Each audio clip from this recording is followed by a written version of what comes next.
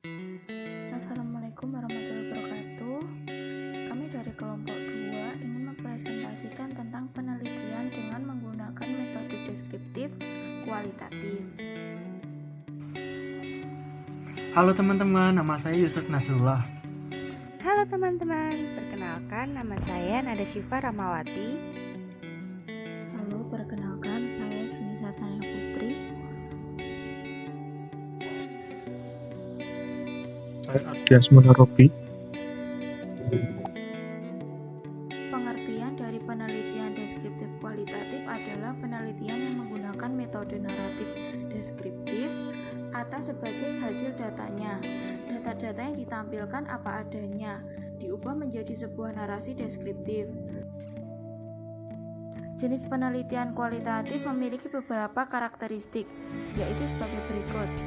A. Kejelasan unsur pada penelitian ini, yaitu subjek sampel, sumber data yang digunakan tidak harus matang dan rinci, bersifat fleksibel, akan terus dikembangkan beriring dengan dilakukannya suatu penelitian. B. Langkah penelitian akan diketahui apabila penelitian telah dilaksanakan. C. Penelitian ini tidak dapat menggunakan pendekatan populasi dan sampel. D. Desain pada penelitian kualitatif bersifat fleksibel, dengan langkah dan hasil tidak dapat dipastikan sebelumnya. E. Cara pengumpulan data harus dilakukan sendiri oleh peneliti atau tidak dapat diwakilkan. F. Analisis data akan dilakukan bersamaan pada saat pengumpulan data. Selanjutnya, penelitian kualitatif memiliki beberapa karakteristik yang lain, yaitu A. Berdasarkan dari latar ilmiah dan keutuhan konteks. B. Peneliti berperan sebagai konsumen. C. Data yang dihasilkan lebih bersifat kualitatif daripada kuantitatif. D. Penyusunan teori di lapangan. E. Analisis datanya dilakukan secara induktif. F. Data yang dikumpulkan harus secara jenis penelitian ini juga memiliki kriteria sendiri, yaitu sebagai berikut. A. Masalah yang dirumuskan harus pasti dan jelas. B. Tujuan dari dilaksanakannya penelitian tidak boleh terlalu luas. C. Data yang disajikan berupa fakta. D. Pembanding harus memiliki validasi. Penelitian ini di dalam kegiatannya peneliti tidak menggunakan angka untuk mengumpulkan data dan dalam memberikan penafsiran untuk hasil penelitiannya. Alasan dilakukannya penelitian. Yang pertama, menanggulangi banyaknya informasi yang telah hilang seperti yang dialami oleh peneliti kualitatif. Yang kedua, menanggulangi kecenderungan dalam menggali data empiris yang bertujuan membuktikan kebenaran hipotesis sesuai dengan. Yang ketiga, menanggulangi kecenderungan adanya pembatasan variabel yang tidak ada sebelumnya.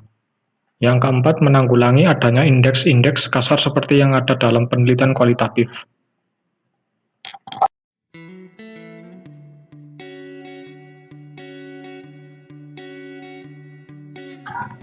Contoh, judul pemanfaatan media sosial bagi pengembangan pemasaran UMKM.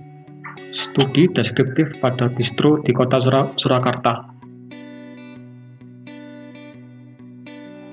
Selanjutnya, jenis penelitian. Jenis penelitian yang digunakan adalah deskriptif kualitatif, yaitu dengan menggunakan teknik yang menggambarkan dan menginterpretasikan arti data-data yang telah dikumpulkan dengan memberikan perhatian dan merekam sebanyak mungkin dari aspek situasi yang sedang diteliti. Nah, selanjutnya, poin C, subjek dan objek penelitian. Subjek dari penelitian ini merupakan seorang pemilik dan pengelola distro yang ada di kota Surakarta. Adapun kriteria dan informan yang ada dalam penelitian ini yaitu informan merupakan pemilik atau pengelola distro di Surakarta.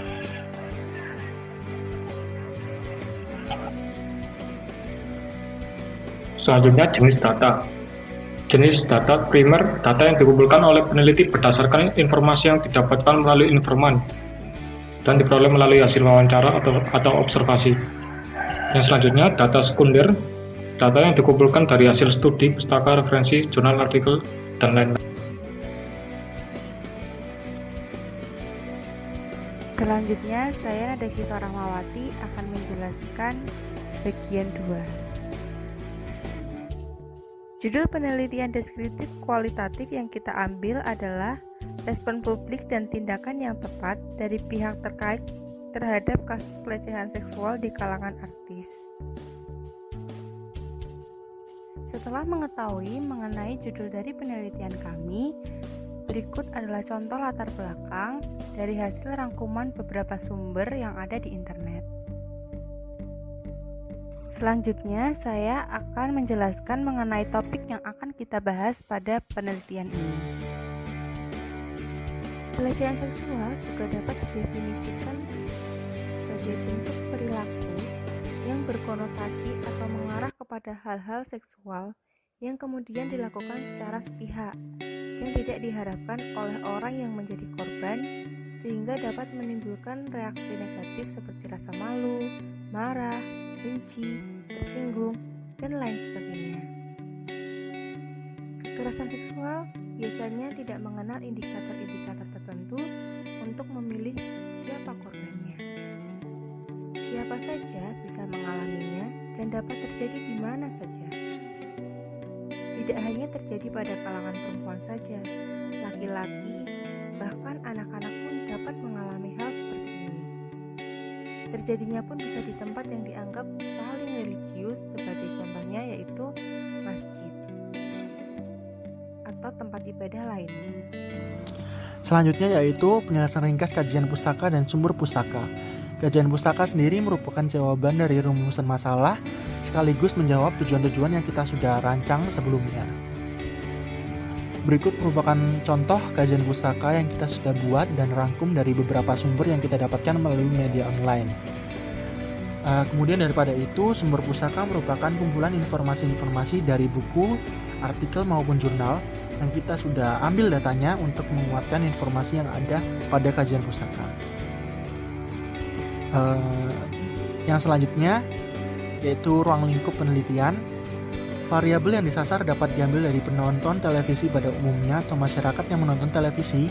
Selain itu, pihak televisi baik lokal maupun ibu kota juga perlu menjadi rujukan utama informasi penting, khususnya dari ranah dan sudut pandang dunia penyiaran Indonesia. Ruang lingkup sendiri merupakan jangkauan dari narasumber-narasumber atau subjek-subjek yang kita akan gali informasinya untuk memperkuat informasi-informasi atau data-data yang kita sudah sajikan pada kajian pustaka. Yang terakhir merupakan metode penelitian. Dapat dilakukan dengan cara wawancara, fokus grup maupun kelompok, dan didukung dengan referensi buku terpercaya atau jurnal artikel. Metode penelitian sendiri itu juga yang nantinya akan menentukan jenis penelitian apa yang kita akan buat pada